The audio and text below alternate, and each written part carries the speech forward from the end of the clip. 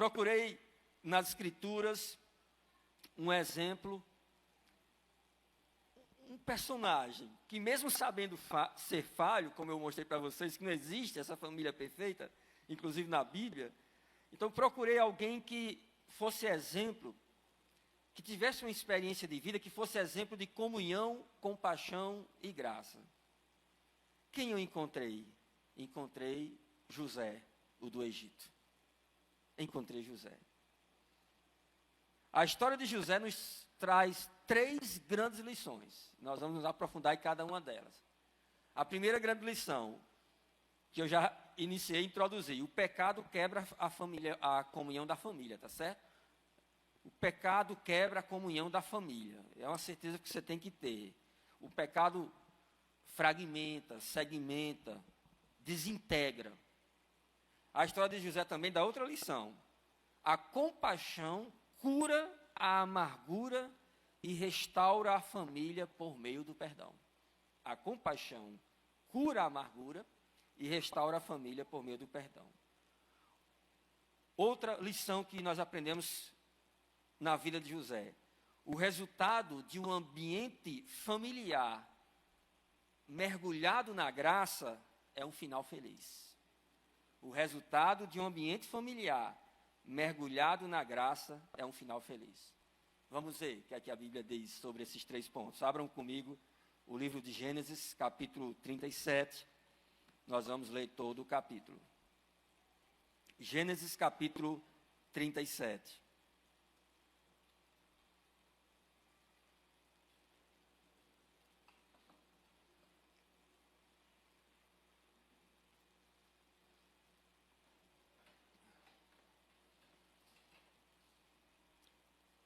Amém? Podemos ler?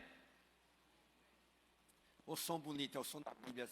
Os crentes paginando. É bonito demais. É Gênesis 37. Habitou Jacó na terra das peregrinações de seu pai, na terra de Canaã. Esta é a história de Jacó. Tendo José 17 anos, apacentava os rebanhos com seus irmãos. Sendo ainda jovem, acompanhava os filhos de Bila e os filhos de Zilpa, mulheres de seu pai.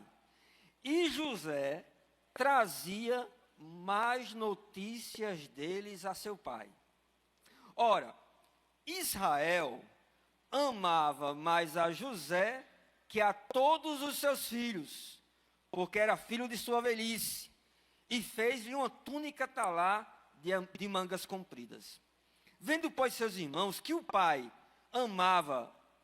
o amava mais que a todos os outros filhos, odiaram-no e já não lhe podiam falar pacificamente. Teve José um sonho e relatou a seus irmãos. Por isso os irmãos o odiaram ainda mais. Família fragmentada. Pois lhes disse: rogo-vos, ouvi este sonho que tive. Atávamos feixes no campo, e eis que o meu feixe se levantou e ficou em pé. Os vossos feixes o rodeavam e se inclinavam perante o meu. Então lhe disseram seus irmãos: reinarás com efeito sobre nós? E sobre nós dominarás realmente? E com isso, tanto mais o odiavam por causa dos seus sonhos e de suas palavras. Teve ainda outro sonho, e de novo referia a seus irmãos, dizendo: sonhei também que o sol, a lua e 11 estrelas se inclinavam perante mim. Contando ao seu pai e a seus irmãos, repreendeu o pai e lhe disse: que sonho é esse que tiveste? Acaso viremos, eu e tua mãe e teus irmãos, a inclinar-nos perante ti em terra? Seus irmãos lhe tinham ciúmes. O pai, no entanto, considerava o caso consigo mesmo. E como foram os irmãos apacentar o rebanho do pai em Siquém, perguntou Israel a José: não apacentam teus irmãos o rebanho em Siquém? Vem, enviar-te-ei a eles. Respondeu-lhe José: eis-me aqui. Disse-lhe Israel: vai agora e vê se vão bem teus irmãos e o rebanho, e traz-me notícias. Assim o enviou do vale de Hebrom, e ele foi a Siquém. E um homem encontrou a José, que andava errante pelo campo, e lhe perguntou: o que procuras? Respondeu: procuro meus irmãos. Dize-me, onde apacenta eles o rebanho? Disse-lhe o homem: Foram daqui, pois ouviu-os dizer, vamos a Dotã. Então seguiu José atrás dos irmãos e os achou em Dotã. De longe o viram, e antes que chegasse, conspiraram contra ele para o matar. E diziam um ao outro, vem lá o tal sonhador. Vinde, pois, agora, matemo-lo e lancemo-lo numa destas cisternas. E diremos, um animal selvagem o comeu. E vejamos em que lhe darão os sonhos. Mas Rúben, ouvindo isso, livrou-o das mãos deles e lhe disse, não lhe tiremos a vida. Também lhes disse Rúben, não derrameis sangue, lançai-o nessa cisterna que está no deserto, e não ponhais mãos sobre ele. Isto disse para o livrar deles, a fim de o restituir ao pai. Mas logo que chegou José a seus irmãos, despiram-no da túnica, a túnica talada de mangas compridas que trazia, e tomando-o lançaram na cisterna vazia, sem água. Ora, sentando-se para comer pão, olharam e viram que uma caravana de ismaelitas vinham de Gileade. Seus camelos traziam aromatas, bálsamo e mirra, que levavam para o Egito. Então disse José a seus irmãos, de que nos aproveita, disse Judá a seus irmãos, de que nos aproveita matar o nosso irmão e esconder-lhe o sangue? Vinde, vendamo-los aos ismaelitas, não ponhamos sobre ele a mão, pois é nosso irmão e nossa carne. Seus irmãos concordaram. E passando os mercadores midianitas, os irmãos de José o alçaram e o tiraram da cisterna, e o venderam por 20 siclos de prata aos ismaelitas. E estes levaram José ao Egito. Tendo Rúben voltado à cisterna, eis que José não estava nela. Então rasgou as suas vestes, e voltando a seus irmãos, disse, não está lá o menino, e eu para onde irei? Então tomaram a túnica de José, mataram um bode e a molharam no sangue, e enviaram a túnica talar de mangas compridas, fizeram-no levar a seu pai e lhe disseram, achamos isto, vê se é ou não a túnica de teu filho. Ele a reconheceu e disse, é a túnica de meu filho, um animal selvagem o terá comido, certamente José foi despedaçado. Então Jacó rasgou as suas vestes e se cingiu de pano de saco e lamentou o filho por muitos dias. Levantaram-se todos os seus filhos e todas as suas filhas para o consolarem. Ele, porém, recusou ser consolado e disse, chorando, descerei a meu filho até a sepultura. E de fato chorou o seu pai. Entre mentes, os midianitas venderam José no Egito a Potifar, oficial de Faraó, comandante da guarda. É uma história dramática, é uma história de muitos erros que apontam para os problemas da família de Jacó. Veja, a gente já começa a perceber aqui esse conceito, essa ideia de que o pecado quebra a comunhão da família. A gente já percebe no início da história. Antes, todos trabalhavam juntos, apacentando o rebanho de seu pai. Todos estavam juntos. Inclusive José, com 17 anos. José vê o que os filhos de Bila e Zilpa, mulheres de seu pai, faziam, a má conduta deles, e José, o que é que ele fazia? Contava para o seu pai. A maneira como você fala do pecado de um membro de sua família faz toda a diferença. A maneira como você fala. Claro que nenhum membro deve colocar para debaixo do tapete os erros. Ah, eu tenho 2 filhos. Aqui não é o José, né? Aqui não é o mais novo, viu? É ele que às vezes entrega as coisas de Ariel. E eu disse para ele, rapaz, você... Não foi bem assim não, pai. Ariel diz. Você ia aqui numa... Aí aqui numa se contradiz. Eu disse, espera aí. Vamos equilibrar as coisas aqui. A história não está batendo não aqui numa. Então vamos sentar aqui e vamos colocar o que aconteceu de verdade. E a gente ajusta e resolve. Mas veja, todos nós pecamos. Todos nós somos falhos, como eu disse no início da mensagem. Mas a maneira como nós tratamos o erro do outro dentro da família faz toda a diferença.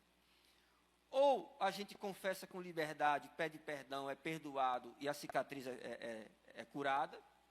Ou, de repente, nós magoamos de uma maneira tão profunda que o coração fica azedo e que a confiança se desfaz e que, no caso aqui de José, até o ódio pode ser alimentado. Vocês perceberam que as atitudes de José contando o que os irmãos fizeram de errado ao pai.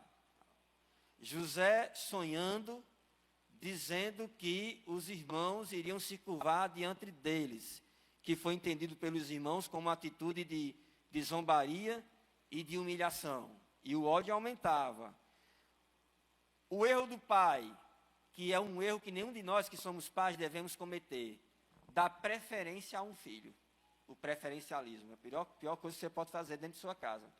Tem 2, 3, 4 filhos e fica comparando o que tem mais sucesso, o que é mais inteligente, o que é mais desenrolado, o que é mais espiritual, o que tem mais compromisso, o que é mais trabalhador, o que é mais preguiçoso. É o pior que você pode fazer. Comparar os filhos. O erro de Jacó foi dar preferência a José. E isso enciumava os seus irmãos. O outro sonho de José também foi interpretado. Pensa comigo, como José também não era. José não era lá esse santo não, tá certo? Porque veja, eu tenho um sonho. Chego para os meus irmãos e digo, olha, eu sonhei com feixes de trigo, de alguma coisa, que se curvavam diante do feixe que estava no centro, que era eu. Aí os irmãos criticam José por causa desse sonho, não reagem bem. Aí José tem outro sonho.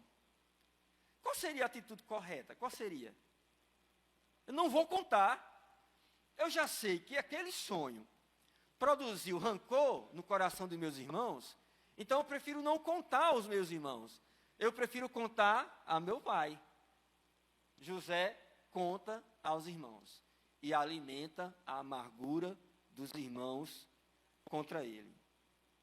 E nós percebemos aqui, lá no versículo 18 a 20, a ingerência dos sentimentos no coração dos irmãos. Versículos de 18 a 20, veja. Diz assim: de longe o viram, e antes que chegasse, conspiraram contra ele para o matar. E diziam um ao outro: vem lá o tal sonhador. Vinde, pois, agora, matemo-lo e lancemo-lo numa destas cisternas. E diremos: um animal selvagem o comeu. E vejamos o que lhe darão os sonhos. O ódio chegou a tal ponto de desejar a morte do outro. E não é a primeira vez que isso acontece, né? Alguém querer matar o outro por ciúme. No caso dos primeiros filhos, não aconteceu isso?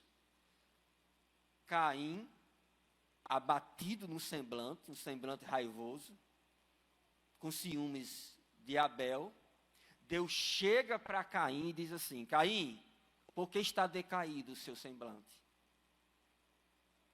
Caim, onde está seu irmão? Eu sou por acaso tutor do meu irmão? Deus diz: Caim, o seu desejo será contra ti, mas a ti cumpre dominá-lo. Caim, mesmo sendo advertido por Deus, matou o irmão. O pecado desintegra a família. Não brinque com o pecado, tá certo? E você pode até pensar assim: não, pastor, todos somos pecadores. O meu pecado em particular não vai prejudicar a minha família, não vai desune. Traz problemas. O seu erro traz problemas. Não, pastor, eu não tenho vivo com meus pais, trabalho, mas ainda vivo com eles. Não estou administrando bem as minhas finanças. Me vejo como alguém irresponsável no trato com o meu dinheiro. E isso está trazendo complicações para a minha família. Aí, às vezes, está lá o pai e a mãe, vê um filho com uma dívida enorme, e as cobranças, e o sufoco, e a falta de paz. Vou fazer um empréstimo para pagar a conta dele. Ou seja, a má gerência das finanças. Ou, irmão, uma família, meu filho se separou da mulher dele. Isso não me atinge. Atinge você. A destruição de um casamento nunca é algo bom. Sempre traz lesões. Não, o meu filho tem problemas com pornografia. Não, mas é problema dele, é algo particular dele. Não, vai trazer problemas, às vezes uma depressão. Especialmente quando é crente, que luta, e o pai tem que saber, tem que ter liberdade, para que não sofra sozinho. O pecado fragmenta. A desavença, cada filho no seu quarto. Ao redor ninguém senta, uma família que não consegue sentar-se ao redor de uma mesa para almoçar, para jantar, para tomar café. O pai assistindo a televisão, o filho no computador, a mãe comendo em pé, em cima da pia, aquela coisa dispersa. Eu acho que depois da roda, a melhor invenção do homem foi a mesa. Tão bom, meus irmãos. Não fui eu quem criou essa cultura lá em casa, foi Mônica, minha esposa. Porque eu vim de um lar que era tudo fragmentado, era tudo espalhado. E eu achei estranho quando ela... E para que essa besteira? Está comendo todo mundo na mesa agora. É importante para a gente orar, agradecer pela comida, conversar. Hoje eu sinto saudade, sinto falta da mesa. Quando eu estou trabalhando aqui em Mossoró. Isso faz uma diferença tão grande, é um gesto tão simples. Mas é tão significativo, sabe? Você comer e é o tempo que de repente você tem para ouvir. Como é que tá os estudos? Como é que está aquele livro? Está lendo o livro que eu comprei para você? Como é que está o comportamento na escola? E lá? Eu sei que quando eu sento ali ao redor da mesa com Mônica, aí Mônica trabalha lá no Hospital Regional de Pau dos Ferros. Aí eu disse, Mônica, pelo amor de Deus, na hora do almoço, não traga os... Ai, Alex, teve um acidente, Alex, aí eu tive que ajudar lá na suturação. Eu disse, pelo amor de Deus, agora não. Agora não.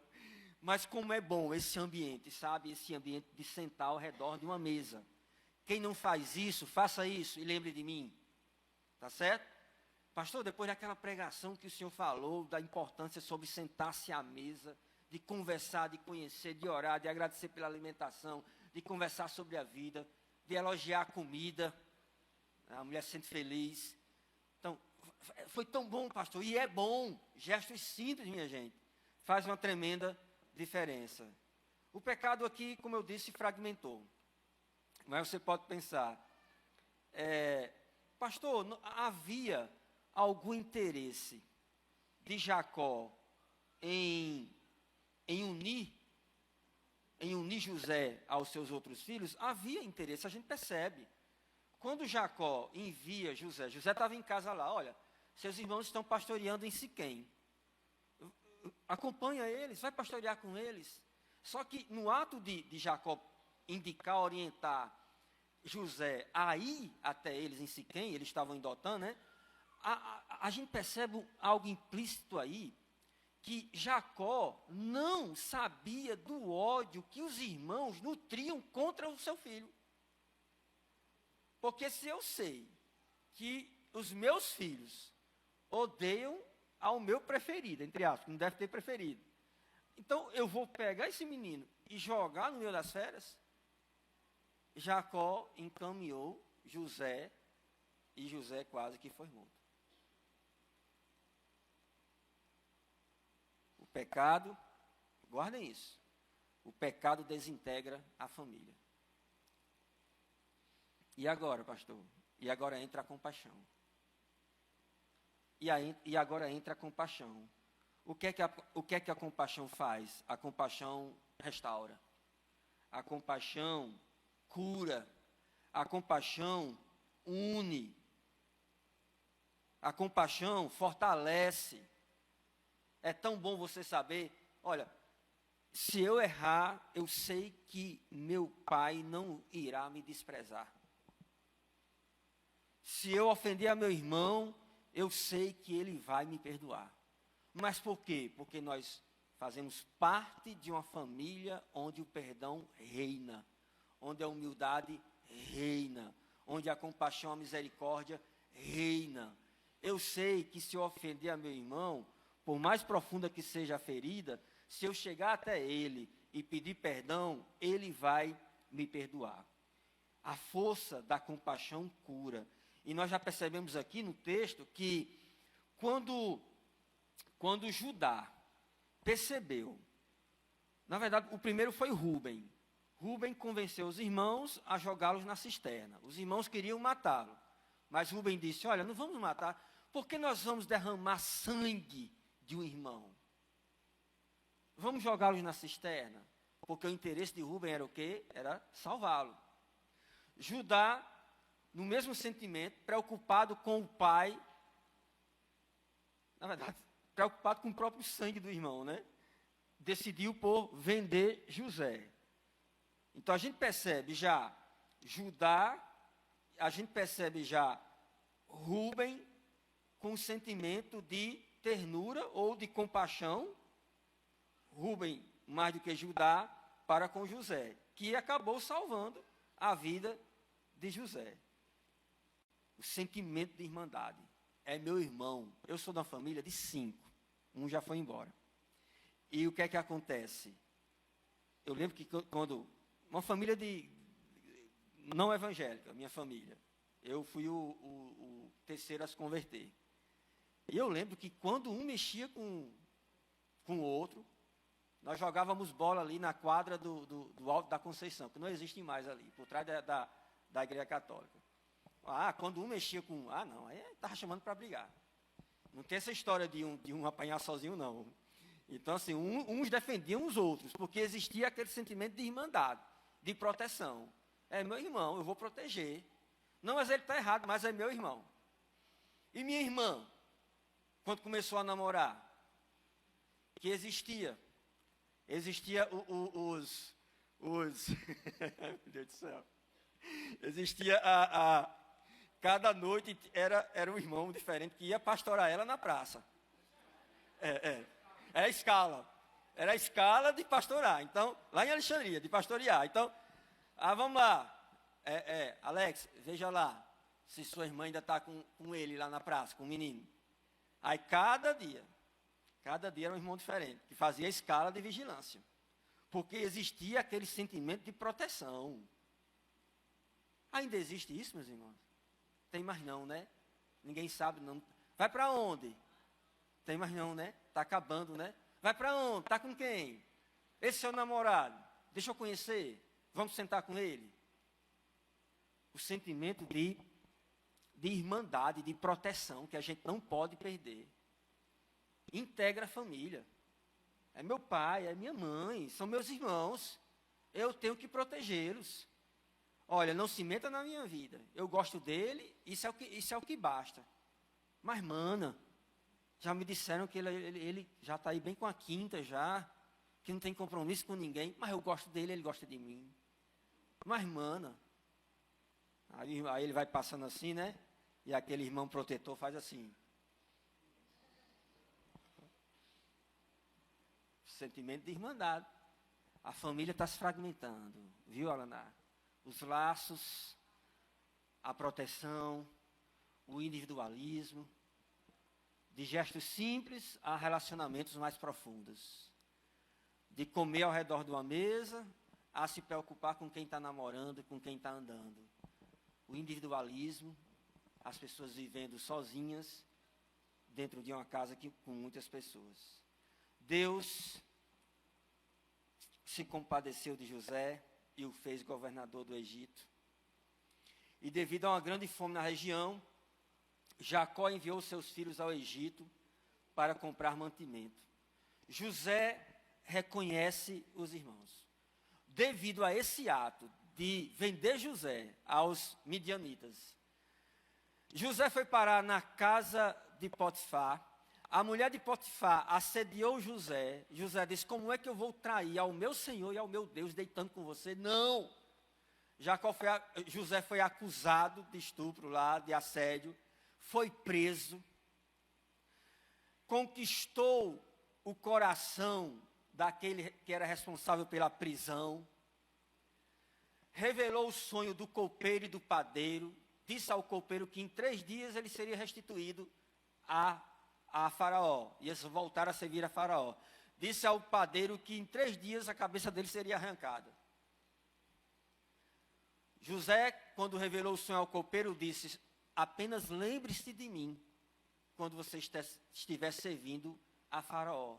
José contou toda a história dele ao copeiro. 2 anos depois, quando chegou a fome, aliás, antes da fome, quando o Faraó teve o sonho das 7 vacas magras que devoravam as sete vacas gordas, ou as 7 espigas mirradas que devoravam as 7 boas espigas. E o copeiro lembrou de José. Eu conheço um homem hebreu que revela sonhos. Chama José. José revela o sonho a Faraó. Faraó coloca José como governador de todas as regiões do Egito. José administra bem todo o período de seca, todo o período de fartura e de seca. A família de José vem até ele. Os irmãos, os mesmos irmãos que o odiavam, os mesmos irmãos que intentavam matá-lo, os mesmos irmãos que jogaram ele dentro da cisterna vazia, os mesmos irmãos que venderam ele como escravo, agora estavam passando fome e à procura do seu socorro. Ele tinha como socorrer. Meu Deus do céu, o que é que tu fazia, hein? Agora é minha vez. Quiseram me matar, me venderam, sofri muito, e agora eles vêm até aqui com fome. José reconheceu os irmãos. Lá em Gênesis 42, 6 e 7, é muito bonito isso aqui. Gênesis 42, 6 e 7. José era governador daquela terra, era ele quem vendia a todos os povos da terra. E os irmãos de José vieram e se prostraram rosto em terra perante ele, como sonho. Vendo José a seus irmãos, reconheceu-os. Porém, não se deu a conhecer. E lhes falou asperamente e lhes perguntou: de onde vindes? Responderam: da terra de Canaã, para comprar mantimento. José reconheceu os irmãos, porém eles não o reconheceram. Então se lembrou José dos sonhos que tivera a respeito deles, e lhes disse: vós sois espiões, e viestes para ver os pontos fracos da terra. Porque não foi difícil para José, não foi fácil para José perdoar os irmãos. E não é fácil, gente. Não se iluda não, tá certo? Eu não vou dizer assim, é algo fácil.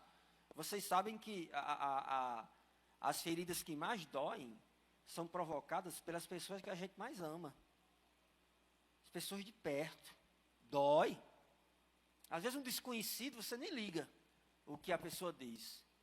Mas quando alguém de sua casa, uma palavra maldita pelo esposo, um gesto de humilhação de uma esposa, os filhos, quando ignoram, quando não lhes respeitam, isso dói. Quando é feito por gente de fora, a gente não conhece, não sabe quem é, talvez seja aquela única vez que a gente está vendo aquela pessoa, a coisa passa. Mas quando é alguém que convive com você, então não foi fácil, havia rancor no coração de José. Havia rancor. E quando José pressionou os irmãos, eu acho, é um drama. A história de José é um drama, é uma novela. Sabe, você lê e você, meu Deus, você fica na expectativa, e agora, o que é que vai acontecer? José pegou a prata que eles trouxeram para comprar alimento. Aí José pega, coloca dentro dos sacos de cereais que ele envia para o pai. Olha, agora vocês, quando vierem, se vocês não são espiões, eu quero uma prova. Vocês vão deixar o seu irmão Simeão preso aqui. Vocês vão voltar para Canaã, para a terra de vocês. E vocês vão trazer o filho mais novo. O mais amado, que não veio. Quero saber se vocês estão dizendo a verdade. Quero o irmão de sangue, filho de Raquel, né? Então, e agora? Eles voltam para Canaã, os irmãos. Dizem ao pai o que foi que aconteceu. O pai diz: já pedi José. Simeão ficou lá. E agora vocês querem me levar a Benjamim?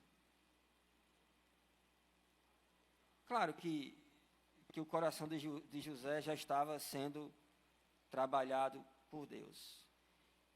E quando os irmãos se viram nessa situação de pressão, eles fizeram um exame de consciência. Lá em Gênesis 42, 21 e 22, diz assim, 21 e 22. Então disseram, deixa eu pegar o 20. E trazei-me vosso irmão mais novo, com o que serão verificadas as vossas palavras, e não morrereis. E eles dispuseram a fazê-lo. Então disseram uns aos outros, na verdade, somos culpados no tocante a nosso irmão, pois lhe vimos a angústia da alma, quando ele nos rogava, e quando nós não lhe acudimos. Quando José estava lá, rogando que o tirasse, e os irmãos o ignoraram. Por isso nos vem esta ansiedade. Respondeu-lhes Rúben, não vos disse eu, não pequeis contra o jovem, e não me quiseste ouvir, pois vedes aí que se requer de nós o seu sangue. Eles, porém, não sabiam que José os entendia, porque eles falavam por intérprete. E retirando-se deles, chorou. Depois, tornando-lhes, falou. Tomou a Simeão dentre eles, e o algemou na presença deles. Então, o sentimento de irmandade, o amor que tinha pelo pai, o amor que tinha pelo irmão, foi amolecendo o coração de José. Porque a compaixão, como eu disse, ela nos transforma, ela nos torna pessoas melhores. Ter compaixão não é um ato de fraqueza. Perdoar não é um ato de vergonha. Eu sei que tem alguns pecados que lá fora a sociedade eleva, dá uma dimensão que não tem. Alguém chega para mim como pastor e diz assim, pastor, é o seguinte, minha esposa me traiu, nosso casamento acabou, não tem mais jeito.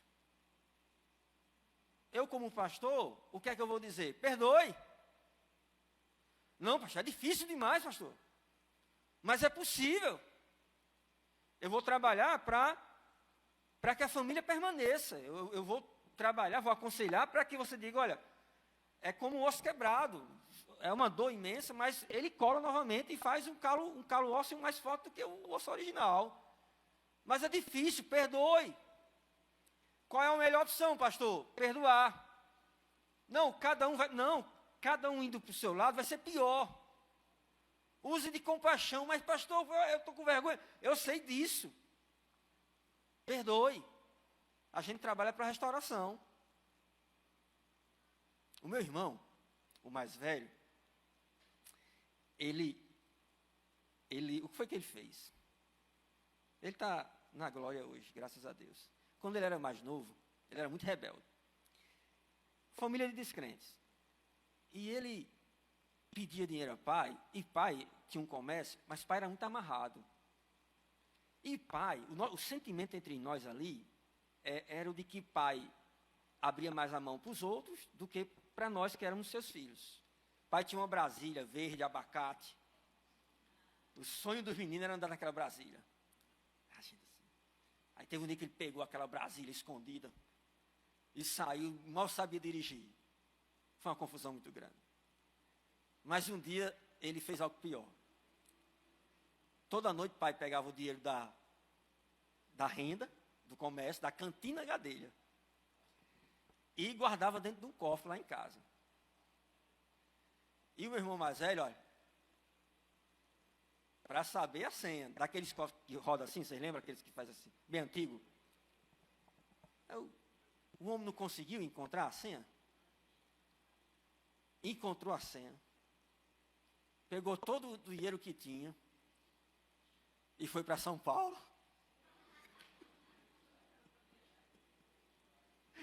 Foi para São Paulo. Quando o pai chegou, quem mexeu? E mãe ali, não sei de nada, só que mãe estava... Foi embora. Foi embora. Meu Deus do céu. Pensa numa raiva de pai. Pensa numa raiva.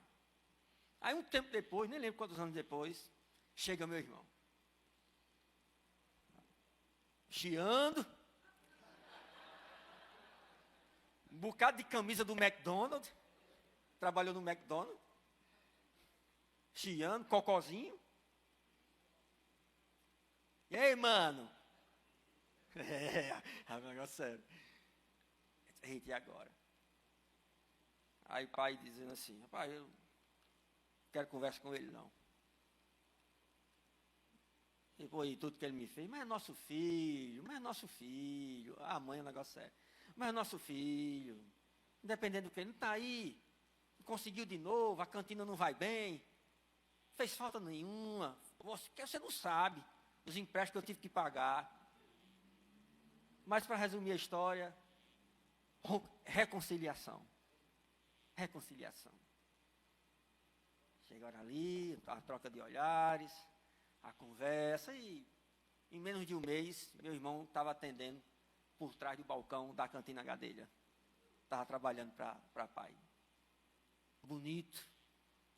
Marca a história da gente. Reconciliação. Os irmãos de José fizeram o exame de consciência. Pastor, eu estou empolgado aqui, mas... os irmãos fizeram aqui o exame de consciência, reconheceram a besteira que fez, e José não suportou. Retirou-se deles, chorou, e o desejo de José era o quê? Era ver o pai, era ver o irmão. Era restaurar a sua família. Era integrar novamente a sua família. E ele não aguentou. Aí eu vou ler agora com vocês, vou pedir que vocês leiam comigo agora o texto mais, eu posso dizer, mais emocionante, o texto mais emocionante. Gênesis 45. Gênesis 45. Vocês tenham paciência comigo, viu? Que eu não tenho nem fogo no coração, nem asa nos pés. O pastor de vocês tem. Eu sou bem calminho. Olha, Gênesis 45. Então, José, não se podendo conter diante de todos os que estavam com ele, bradou: fazei sair a todos da minha presença. E ninguém ficou com ele, quando José se deu a conhecer a seus irmãos. E levantou a voz em choro, de maneira que os egípcios o ouviam, e também a casa de Faraó. E disse a seus irmãos: eu sou José, vive ainda meu pai? E seus irmãos não lhe puderam responder, porque ficaram atemorizados perante ele. Disse José a seus irmãos: agora chegai-vos a mim. E chegaram-se, então disse: eu sou José, vosso irmão, a quem vendestes para o Egito. Agora, pois, não vos entristeçais contra vós mesmos, e nem vos irriteis contra vós mesmos, por me haverdes vendido para aqui. Porque para a conservação da vida, Deus me enviou adiante de vós. Porque já houve 2 anos de fome na terra, e ainda restam 5 anos em que não haverá lavoura nem colheita. Deus me enviou adiante de vós para conservar a vossa sucessão na terra, e para vos preservar a vida por um grande livramento. Assim não fostes vós que me enviastes para cá, e sim Deus, que me pôs por pai de Faraó, e senhor de toda a sua casa, e como governador em toda a terra do Egito. Apressai-vos, subi a meu pai, e dizei-lhes: assim manda dizer teu filho José: Deus me pôs por senhor de toda a terra do Egito. Desce a mim, não te demores.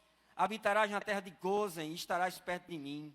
Tu, teus filhos, os filhos de teus filhos, os teus rebanhos, o teu gado, e tudo quanto tens. Aí te sustentarei, porque ainda haverá 5 anos de fome, para que não te empobreças, tu e tua casa e tudo que tem. E eis que vedes por vós mesmos, e meu irmão Benjamim vê também, que sou eu mesmo que vos fala.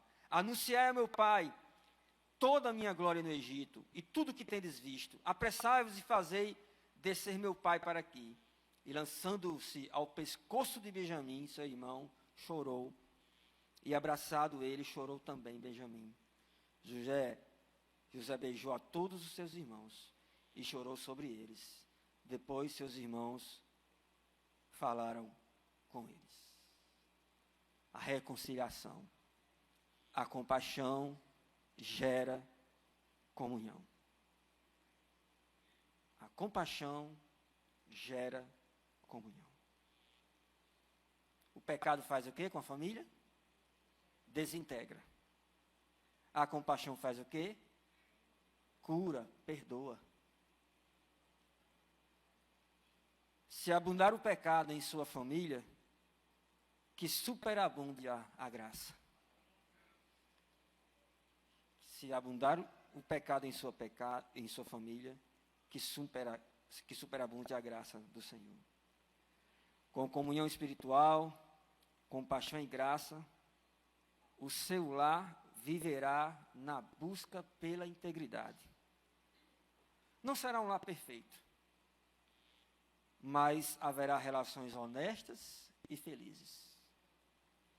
Que Deus faça nossos lares assim.